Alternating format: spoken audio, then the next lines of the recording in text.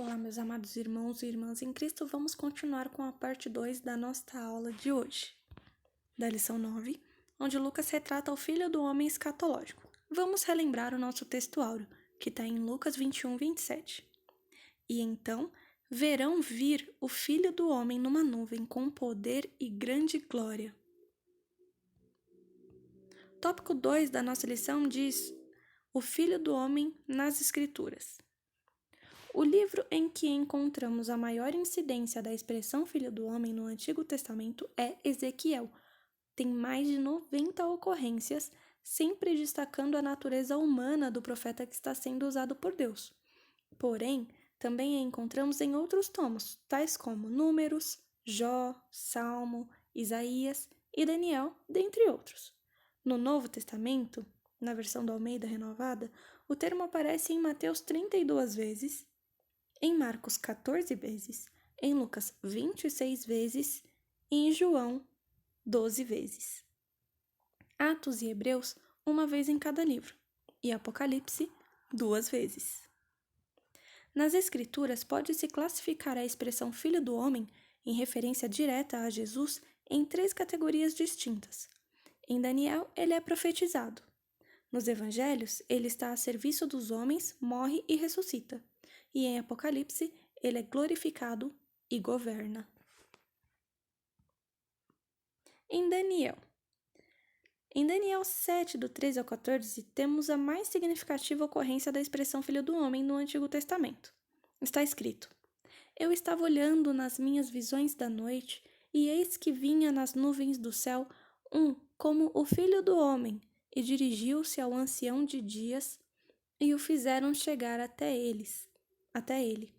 E foi-lhe dado o domínio e a honra e o reino para que todos os povos, nações e línguas o servissem. E o seu domínio é um domínio eterno, que não passará, e o seu reino, o único, que não será destruído. Em um sentido mais amplo e profundo nesses versos, está em foco a figura do Messias prometido, sendo contemplado em sua glória vindoura. Observe no texto de Daniel, capítulo 7. Ao Filho do Homem é dada uma glória que só a Deus pode ser atribuída. Significa dizer então que este não pode ser um homem comum. Vamos ler novamente Daniel 7,14. Deram-lhe o poder, a honra e a autoridade de rei, a fim de que os povos de todas as nações, línguas e raças o servissem. O seu poder é eterno e o seu reino não terá fim. Há uma previsão de juízo das nações na volta do Filho do Homem. Daniel 7,10 diz: E de um lugar em frente do trono saía um rio de fogo. Havia ali milhares de pessoas que adoravam aquele que estava sentado no trono, e muitos milhões estavam de pé na presença dele. Começou o julgamento, e foram abertos os livros. Jesus e o Pai Eterno são pessoas distintas. Enquanto o Filho do Homem é Jesus, o Ancião de Dias é Deus Pai, aquele que habita a eternidade. Vamos ler estas referências. Daniel 7, os versículos 9, 13 e 22 dizem o seguinte. O 9. Continuei olhando e vi que foram postos alguns tronos. Num deles, assentou-se aquele que sempre existiu. A sua roupa era branca como a neve, e os seus cabelos eram brancos como a lã. O trono e as suas rodas pareciam labaredas de fogo. No versículo 13.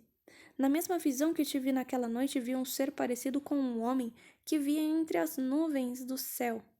Ele foi até o lugar onde estava aquele que sempre existiu e foi apresentado a ele. No 22. Até que chegou aquele que sempre existiu. Ele julgou a favor do povo do Deus Altíssimo, pois havia chegado o tempo de esse povo começar a reinar. E Isaías 57, versículo 15, diz o seguinte: Pois o Altíssimo, o Santo Deus, o Deus que vive para sempre, diz: Eu moro num lugar alto e sagrado, mas moro também com os humildes e os aflitos, para dar esperança aos humildes e aos aflitos novas forças.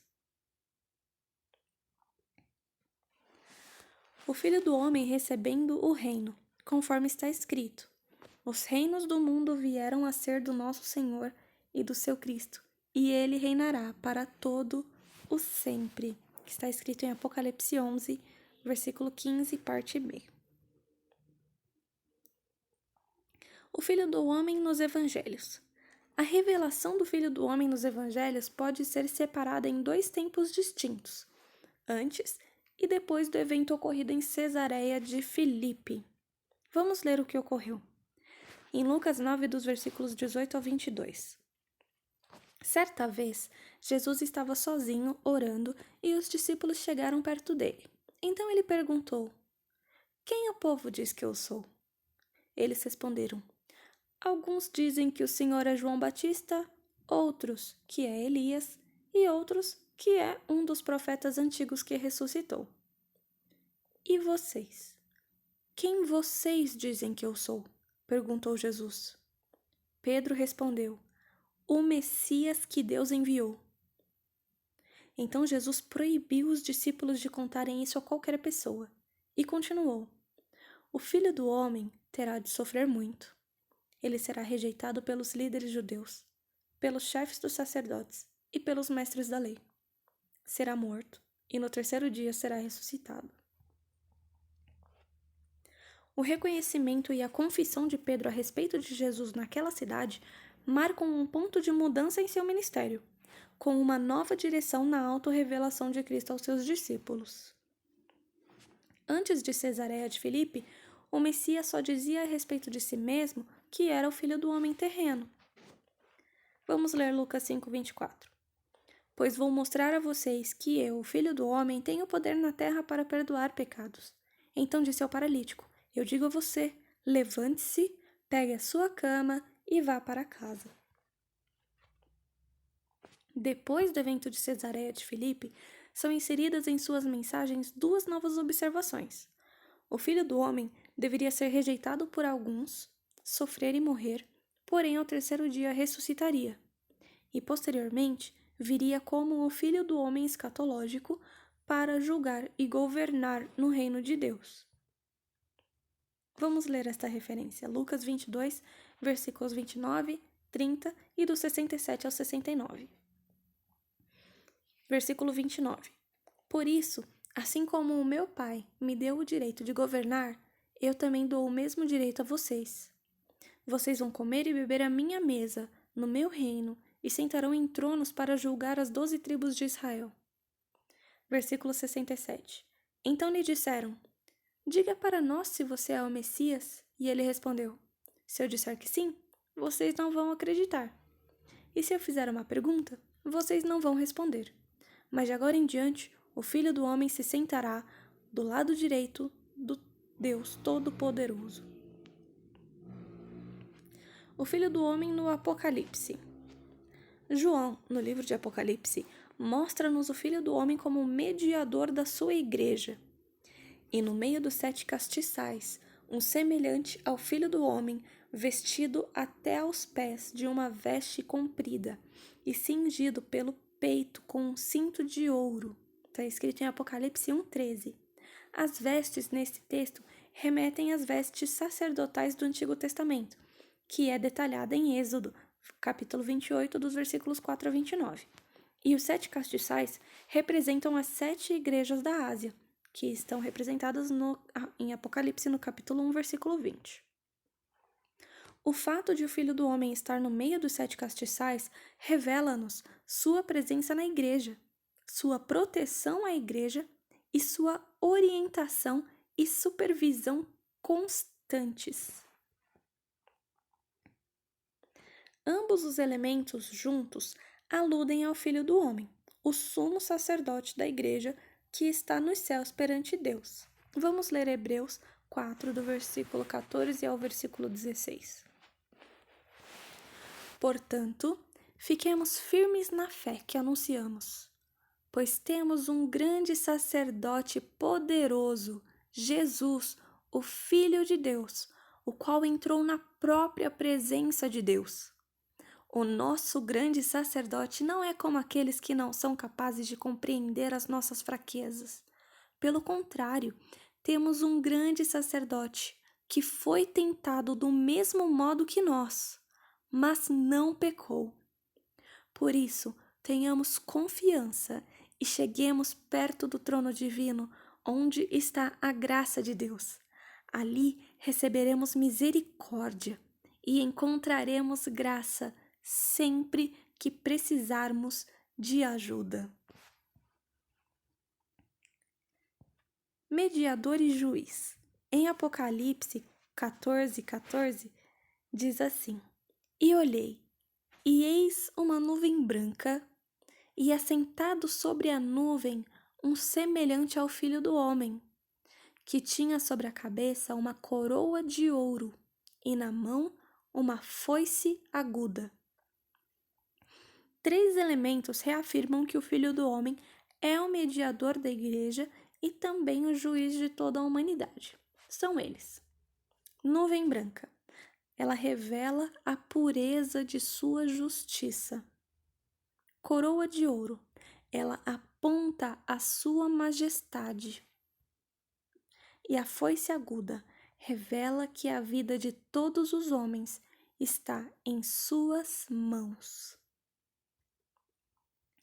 Vamos falar agora sobre a volta do Filho do Homem. Jesus sempre alertou seus discípulos e ouvintes sobre a necessidade de estarem preparados para a sua segunda vinda.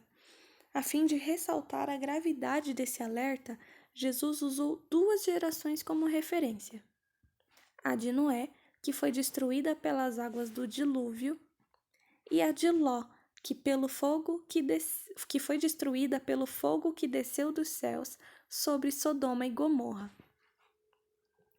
Apesar de não ser possível precisar quando será este dia, sua volta é certa.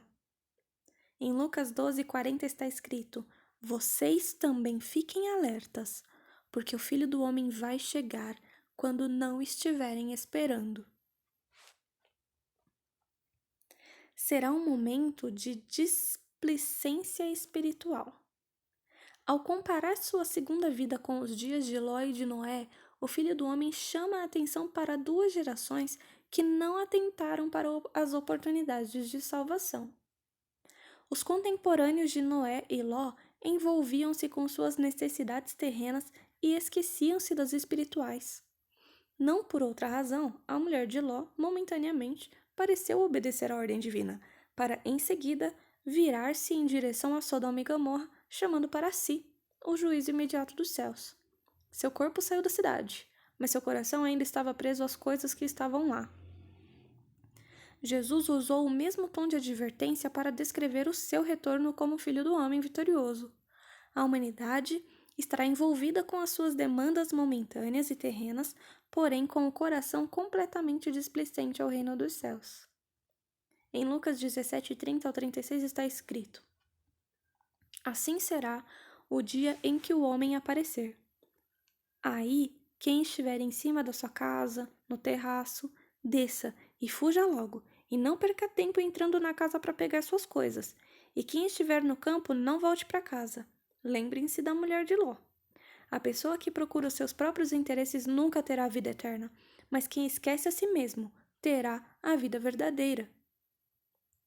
Naquela noite, 2 pessoas estarão dormindo numa mesma cama, e eu afirmo a vocês que uma será levada e a outra deixada. 2 mulheres estarão moendo trigo juntas, uma será levada e a outra deixada. Naquele dia, 2 homens estarão trabalhando na fazenda, um será levado e o outro será deixado.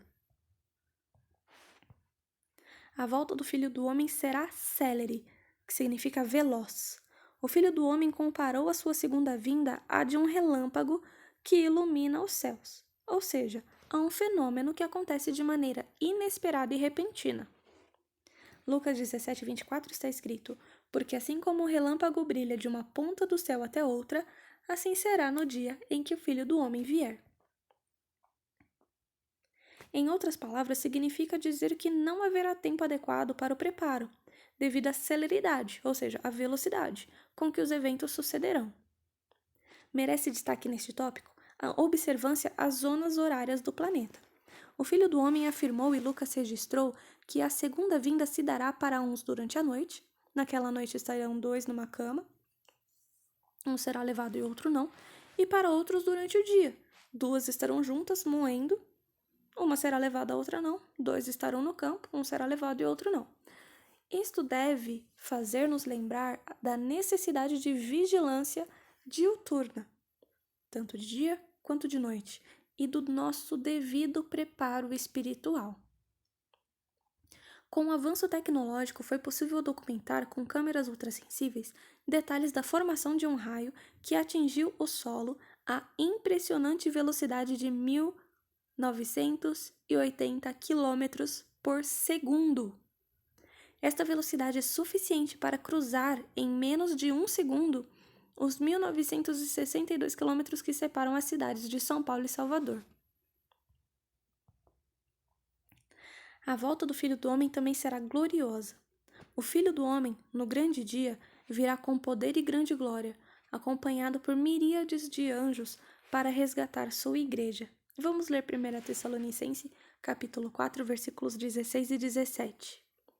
Porque haverá o grito de comando, e a voz do arcanjo, e o som da trombeta de Deus, e então o próprio Senhor descerá do céu.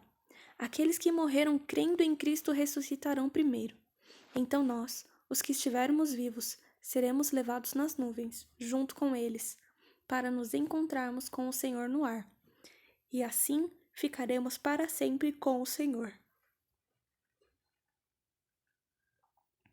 Em sua segunda vinda, todos os seus atributos, poder, sabedoria, santidade, amor, etc., resplandecerão com fulgor diante dos homens. Há de se destacar, no entanto, as duas facetas desse evento escatológico. Ambas apresentam-se em agudo contraste. Os que preferirem desfrutar os prazeres passageiros desse mundo amargarão a perdição eterna. Os que dedicarem a sua vida ao serviço do reino, todavia, desfrutarão o galardão que lhes está reservado. Vamos ler Romanos 8,17. Nós somos seus filhos, e por isso receberemos as bênçãos que ele guarda para o seu povo.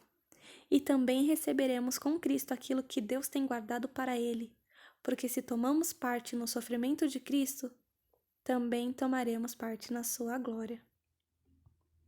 Conclusão. A igreja não pode ignorar a volta do Filho do Homem.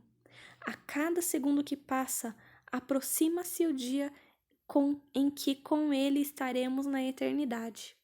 Esta certeza precisa alimentar a nossa fé e encher-nos de esperança. Em Apocalipse 22, versículos 7, 20 e 21 está escrito: Escutem, diz Jesus, eu venho logo.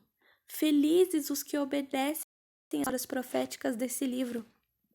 Aquele que dá testemunho de tudo isto diz: certamente venho logo. Amém. Vem, Senhor Jesus, e que a graça do Senhor Jesus esteja com todos nós. Vamos à nossa atividade para a reflexão de hoje. Em Apocalipse 14:14, quais elementos reafirmam que o Filho do Homem é o mediador da igreja e o juiz da humanidade? Vamos ver? A nuvem branca, que revela a pureza de sua justiça. A coroa de ouro, que aponta a sua majestade. E a foice aguda, que revela que a vida de todos os homens está em suas mãos. Os objetivos da aula de hoje, vamos lá.